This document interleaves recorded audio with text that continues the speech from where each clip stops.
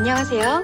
문재인이 김정은과 함께 백두산에 올라가서 약속한 4가지 소원이 남북평화협정 체결, 종전선언, 미군 철수, 연방제 적화 통일이며 이것을 자신의 임기 내에 꼭 실현하겠다고 맹세했죠.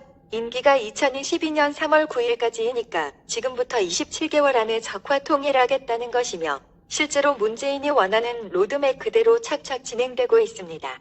행정, 입법, 사법, 방송 언론은 모두 장악되었고 한국군의 조선족을 뽑아서 입대시키겠다는 것은 유사시 군인 내부를 교란하여 괴멸시키려는 전략이고 이번에 갑자기 인천공항 직원을 1900명 뽑는 것도 수상한데 그림과 같은 조선족 유사 노조원들이 한반도 전쟁 전에 공항을 장악하기 위한 것이라는 합리적 의심이 들지 않습니까? 문 씨는 자서전에서 베트남이 적화 통일이 되자 희열을 느꼈다고 했는데 문 씨가 왜 저렇게 적화 통일에 집착하는지 집착의 정도가 그냥 좋아요의 수준을 넘어서 희열까지 광폭 상승하는 이유가 뭔지는 결론부에 나오니까 끝까지 봐주세요. 아울러 독자 여러분이 구독, 좋아요와 알림 설정을 하신다면 정입학TV는 문재인보다 훨씬 큰 희열을 느낄 것 같습니다. 먼저 문 씨는 NL계일까요?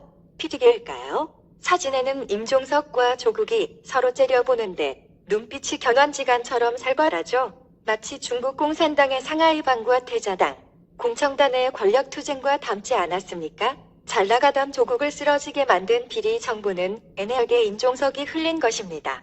NL계는 내셔널 리브레이션으로 민족 해방을 꿈꾸는 친북 성향의 김일성 주체사 상파이고 PD계는 피플스 데모크러시로 북한과는 일정 거리를 두는 사회주의 노선의 민중민주전선입니다. NL계는 전라도 임종석, 우상호, 이인영이 대표적 인물이고 PD계는 조국, 송영길, 심상정이 있죠. NL주사파는 대학가의 친북 성향 찌라시를 배포하러 강철서신으로 유명한 서울대 덕대 김영환이 우두머리였으나 86년도에 구국학생연맹 지도부가 검거되고 와해되자 고려대 운동권인 안희정이 바톤을 이어받아서 반미청년회를 거쳐 87년 전대협으로 이어졌죠.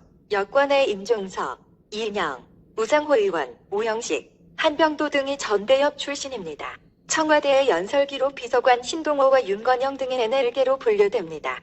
PD계는 80년대 중반부터 공장에 위장 취업하여 노동조직을 건설하는 데 주력했는데 조국, 송영길, 박용진, 심상정 등이 PD계 출신이며 청와대에선 하승찬 전 사회혁신수석 등이 PD계였죠. 남한의 자익들은 PD계가 창당하면 NL계가 당을 장악하는 패턴이 이어져 왔습니다. 2006년 NL계가 대권 민노당에 들어와 이석기, 이정희 등을 필두로 당권을 장악하면서 PD계와 불화를 빚었죠.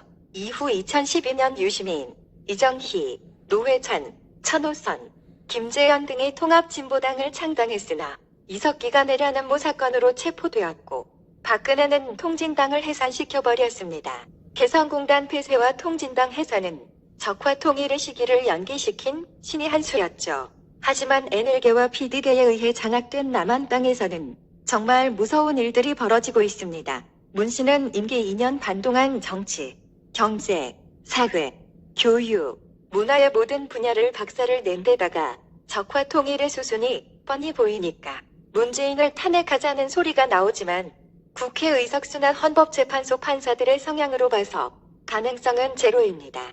문재인이 시진핑의 1대1로 신남방 정책을 핑계로 북한과 수교국인 동남아 3개국을 다녀오고 태국과는 군사협정을 맺었는데 한반도에 전쟁이 나면 태국이 코끼리 부대를 보내줄 겁니까?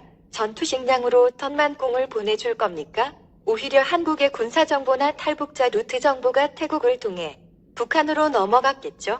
지난 2년 반 동안의 문재인의 여적죄를 열거하면 탄핵을 시켜야 하는 것이 아니라 국민들이 즉시 청와대에서 끌어내어 사형을 시켜도 시원치 않을 인물입니다. 지금도 워싱턴 정가에서는 미군 철수론이 심심치 않게 흘러나오는데 북한이 미국과 불가침 조약을 맺으면 주한 미군 철수의 명분이 될 것이고 그동안 문재인은 180석을 이용하여 연방제 개헌을 완료한 이후에 북한이 남쪽을 향해 미사일 한 방 쏘면 남한은 무조건 항복할 것이고 한반도 적화는 순식간에 이루어지는 것입니다.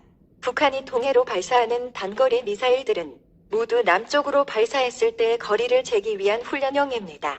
북한이 서울, 부산, 대구, 광주 찍고 대전까지 미사일을 동시 다발로 쏜다면 남한이 항복 안 하고 백이겠습니까? 게다가 탄저기온과 같은 생물학 무기와 김정남을 살해했던 VX와 항모기를 탄도에 실어 발사한다면 중간에 패트리엇이나 사드로 요격을 한다 하더라도 탄저균과 VX가 아래로 쏟아지면서 큰 피해를 입게 됩니다. 볼턴 회고록에 나온 문재인의 종전선언 이유는 두 가지인데 당연히 적화 통일이 먼저이고 그렇게 되면 북한에 있는 진로, 강한옥을 만날 수가 있으며 죽기 전에 소원인 고향, 한경남도 함주군 흥남시 성천강 만세교 아래에서 어머니와 살고 싶다는 어릴 적의 꿈을 이룰 수가 있는 것입니다. 문재인은 10살 때 아버지 문용현과 함께 난파되었으며 어릴 때부터 길러진 간첩이라고 원로 편집장이 증언하는 장면과 문재인 출생의곡 7가지라는 저희 예전 방송에 이런 사실이 나옵니다. 문재인과 김정은에 의한 베트남식 남한 흡수 통일은 0.1%의 주사파를 위시한 공산혁명 엘리트들이 영구 집권하는 나라로 만들려는 것입니다. 이해찬의 50년 집권설은 앞으로도 계속 부정선거를 할 것이며 국민의 의사와는 전혀 다른 인물들을 뽑아서 장기 집권하겠다는 것이므로 국민들은 이를 결코 용납해서는 안 되며 끝장을 볼 때까지 부정선거에 투쟁을 해야 한다는 것입니다. 어차피 윤석열의 이빨 빠진 식칼에 기대하기는 틀렸으므로 국민들은 국제사회에 지속적으로 호소하여 UN 국제조사단에 의한 문재인의 대선 부정과 6.13 지방선거 부정, 4.15 총선 부정을 전수조사하여 볼리비아의 모랄레스 대통령 하약 아래처럼 문재인을 권좌해서 끌어내림과 동시에 지선과 총선은 모조리 재선거를 실시해야 하며 그것마저 안 된다면 마지막 수단은 국민에 의한 민중봉기와 유혈혁명 밖에는 답이 없다는 것입니다. 이러한 일에는 청년들이 앞장서야 하며 그러기 위해서는 저희 방송과 같은 우파 영상을 보여주어서 부정선거 규탄 시위와 국민 계몽을 지속적으로 해나가지 않으면 안 된다는 것입니다. 청년들아, 깨어나라. 미래의 그대들이 살아갈 자유대한민국이다. 아직 자유가 조금이라도 살아있을 때 일어나 싸워라. 일어나라. 일어나라. 일어나라.